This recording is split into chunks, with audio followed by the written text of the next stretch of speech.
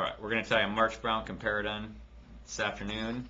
Comparadun is my favorite mayfly adult imitator. This Comparadun has the trailing shuck on it, which we're going to get to after we do the wing here, which just adds a little bit of spice to it instead of the traditional microfibbits or paintbrush tails. I like the Z-line because it's a little more of an emerger at that point, but it does have the big adult wing silhouette. I've just started my thread at the front and built up a little thread base so that when I tie the hair on the shank of the hook, I'm not tying on a bare hook. That's really important, otherwise it'll just spin on you like crazy. It's a pain enough to be tying with a bunch of deer hair, but this is a finer deer hair, which is really important when you're tying, especially down into the 12s, 14s, 16s, when you're tying this Comparadun or Sparkle Dun.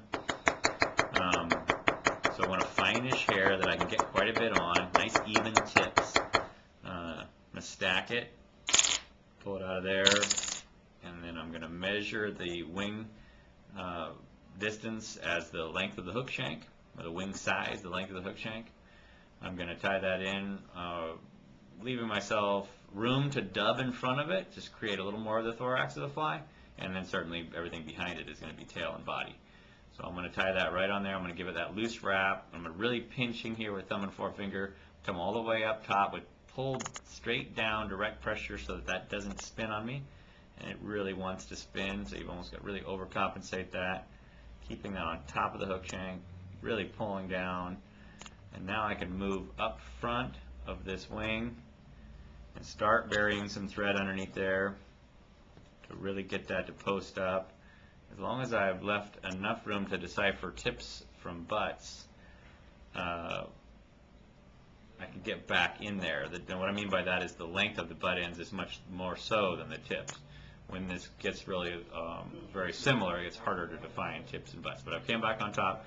I'm getting back up in there. I may have left a little bit too much room up front, but we'll have to live with that.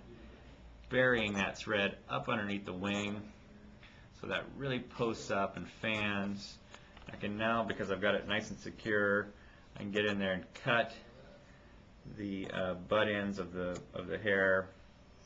I want to cut those as close as I can, but I also want to be thinking about kind of cutting them at an angle to mold the body's natural taper into that hair. But I can cut them down pretty quick. Cut them all the loose ends, get those cleaned up. So it's beginning to fan there, but if I come in on this side and kind of sandwich that post with some light wraps right on top, cover that up, cover the butt ends up. Now I'm going to really get in here and make an effort to get that thread buried up underneath the fanned Comparadun wing, and that I really want to stay up. I think the wing silhouette is critical with this fly. The March Browns have that nice dark mottled wing color. Okay, that's the wing. That's my Comparadun wing. I'm going to come back here now and I'm going to tie in my Z-line shuck.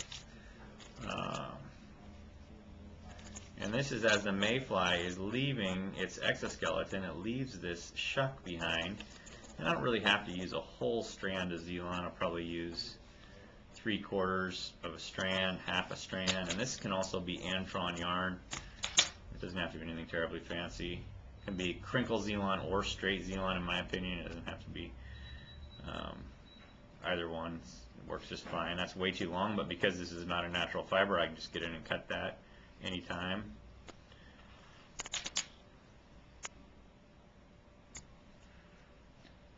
And I don't want that. I probably want that about half to 3/4 the length of the hook shank. That's the exoskeleton or the trailing shuck on this fly. It might be a little short. Now, really, as far as mayflies goes, I mean, I have the basis for a blue-winged olive, a pale morning dun, a March Brown. I've got my trailing shuck, my Comparadun wing, and now I can fill in with body color. Now we're a size 12 fly, so this is going to be a March Brown mayfly imitator. This is the March Browns are really pretty light, so I've taken a little bit of Spirit River Fine and Dry, light colored dubbing. I'm going to twist that on and make my dubbed body taper up, go to the wing, and then forward the wing even. key to dubbing, of course, is just a tiny bit at a time. Spins on there perfectly. It's a common mistake is to use way too much dubbing. So I'm going to work that up forward. The orange thread is certainly not a requirement. You could use a brown. It makes it easier. It's not going to shine through.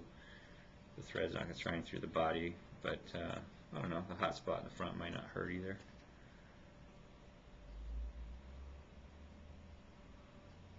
So we need a little more.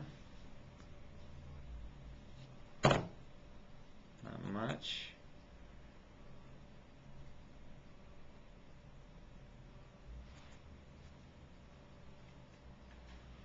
Maybe one more wrap here. And again, another opportunity to really pin that back.